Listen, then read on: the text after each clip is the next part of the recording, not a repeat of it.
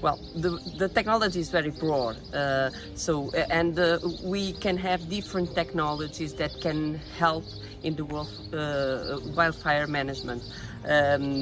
For instance, we can act in the prevention and also in the response and post-recovery. Different types of technologies can help.